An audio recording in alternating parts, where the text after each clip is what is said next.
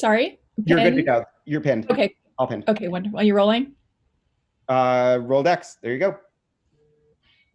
All right, sounds good. Okay, so this is Lauren Weinstein for the Focus Generic Questions.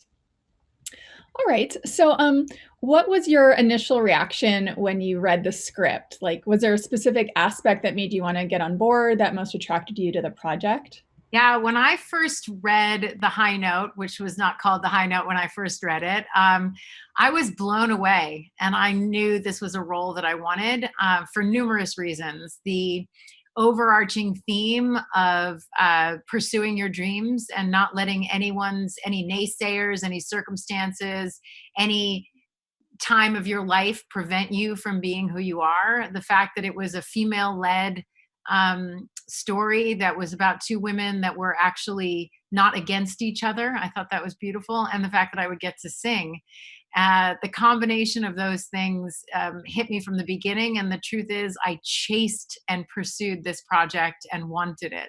So I loved it from the first moment I opened the script. I love that. It's awesome. So how do you prepare for the role? Do you have any like special rituals to get into character? I actually didn't need to do a ton of character preparation to get into this role. It was so beautifully written and it was on the page from the start. I think mostly for me, it was about finding my way with the music and with the singing and facing the fear because I had never sang before, finding my own groove and rhythm for how to be in the studio and what my sort of preparation and craft was around that, and also getting comfortable being on stage. I mean, as Tracee, as myself, I love being on stage. I really like being in front of people, and I love that. And I've hosted the American Music Awards live and stuff like that. I love being on stage, but when I'm hosting, I get to hide behind comedy and shtick and all those kinds of things.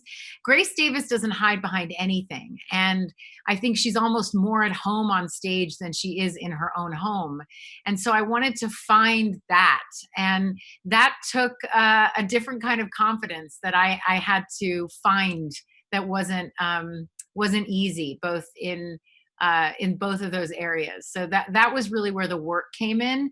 But other than that, the character was on the page from the first moment. I loved that this was a woman who was larger than life, but that she had a heart.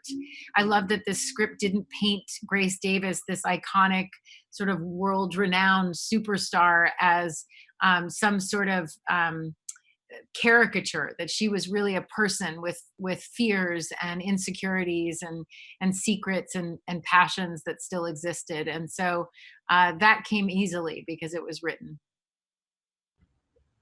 Awesome.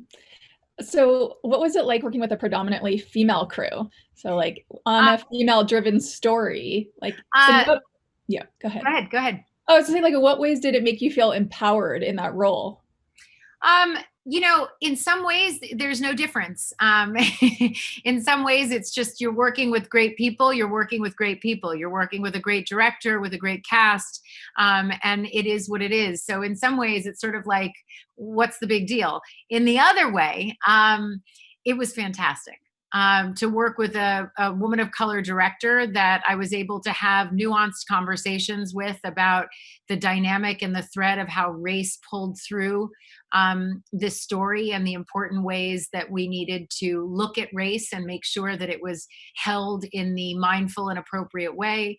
The fact that we were all on the same page about making sure that these were stories that were told about women and their own experiences and not women in context to men, that what was interesting about them was not who they were looking to date or love or who wasn't calling them back, but instead about their own passions and dreams. I also will say that there was a collaborative spirit and a shared power that existed that is unique and has been unique and is not always the case when you're working in male-driven and male environments. And so it was fantastic. And on top of the fact that it was a whole bunch of women, it was a whole bunch of incredibly intelligent, smart, talented, experienced women. And I was grateful for that. Oh, cool. What a great experience. And what was it like filming in LA? An LA story in LA?